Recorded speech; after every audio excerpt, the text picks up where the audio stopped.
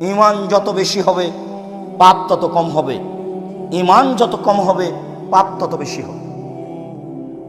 আল্লাহ তাআলা বললেন, ইন্নাস সালাতা তানহা আনিল ফাহশাই ওয়াল মুনকার ওয়া লাযিকরুল্লাহি আকবার।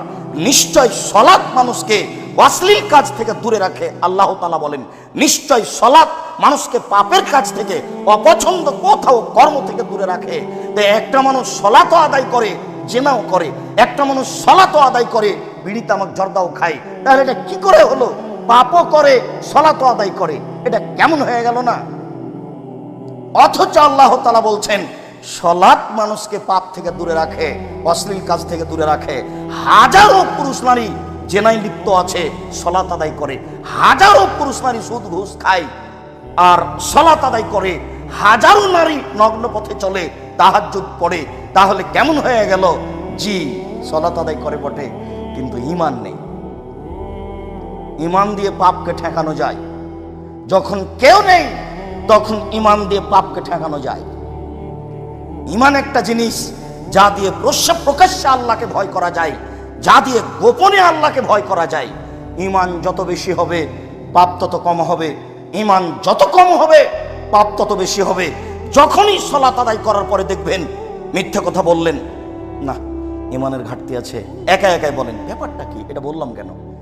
যখনই কোনো অন্যায় কাজ করবেন তখনই মনে করতে হবে ঈমানের ঘাটতি আছে, ঈমান কোনো কাজ করে না, আমি এটা করলাম কেন? আমাকে তো এটা ঈমান দিয়ে ঠেকাতে হবে। এখানে থেকে আমার হাত ধরে টানবে না, না না না না এটা করছো কেন, এইরকম তো হবে না। দুই, আউলুল হক ফিরে যাওয়া শাখা, সুলি হলেও ফাঁসি হলেও পক্ষে ও বিপক্ষে সত্য কথা বলতে হবে, তাহলে ইহকালও বেঁচে যাবে, পরকালও বেঁচে যাবে। অলিকতিসাদ ফিল ফাকরে অল গিনা, মধ্যম পন্থায় খরচ করতে হবে, ধনী হলেও গরিব হলেও তাহলেও বেঁচে যাবে, জান্নাত পাবে। যে তিনটি কাজে ধ্বংস হবে তার একটি হচ্ছে সৌম্যতা, কৃপণতাকে মেনে নেওয়া। কৃপণ যে সে ধ্বংস হবেই। কৃপণতা একটা ধ্বংসাত্মক জিনিস। টাকা চাইলো, দিলাম না, ভিক্ষুক বললো 1 টাকা ভিক্ষা দেন, আমি বললাম মাফ করো। শুধু মাফই যদি করি তো ভিক্ষা দিবে কে? মনে রাখবেন একটা কথা, রাসূল সাল্লাল্লাহু আলাইহি ওয়াসাল্লাম দিন রাত একটা বাক্য বলতেন, আল্লাহুম্মা ইন্নী আউযু বিকা মিনাল বুখল। হে আল্লাহ, আমি তোমার কাছে কৃপণতা থেকে বাঁচতে চাই। আল্লাহ, আমি তোমার কাছে কৃপণতা থেকে বাঁচতে চাই। আল্লাহ, আমি তোমার কাছে কৃপণতা থেকে বাঁচতে চাই। আবার তিনি বলতেন, অত্তাকু সহা, পৃথিবীর মানুষ তোমরা কৃপণতা থেকে বাঁচো, অত্তাকু সহা, তোমরা কৃপণতা থেকে বাঁচো। আবার তিনি বলতেন, লা ইয়াদখুলুল জান্নাতা বাখিল, কৃপণ জান্নাতে যাবে না। ঘটনা কি? ঘটনা হলো এই যে আপনার রুজিতে আর একজনের রুজি আছে, আপনার ভাতে আর একজনের ভাত আছে। যদি না দেন তাহলে ফল হবে জাহান্নাম, আর ওই লোকটা না খেয়ে থাকবে। কোনোটাই কম নয়। এই জন্য 2-1 টাকা ইনকাম করলেও তার 2-1 পয়সা দানের জন্য হিসাব করে নেবেন, নইলে কৃপণতা ভিতরে থেকে যাবে।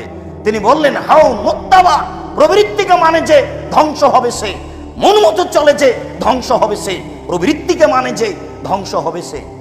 দাড়ি চাঁচে ছোট করে প্রবৃত্তিকে মানে, টাকনুর নিচে প্যান্ট পরে প্রবৃত্তিকে মানে, দোকানে বসে আড্ডা পিটে বদনাম গীবত করে প্রবৃত্তিকে মানে, সুদ খায় ঘুষ দেয় প্রবৃত্তিকে মানে, অন্যায় অশ্লীল কথা বলে প্রবৃত্তিকে মানে, মানুষের জমি জমা জোর করে দখল করে ভোগ করে প্রবৃত্তিকে মানে, অন্যায় অবিচার রাহাজানি করে বেড়াই প্রবৃত্তিকে মানে।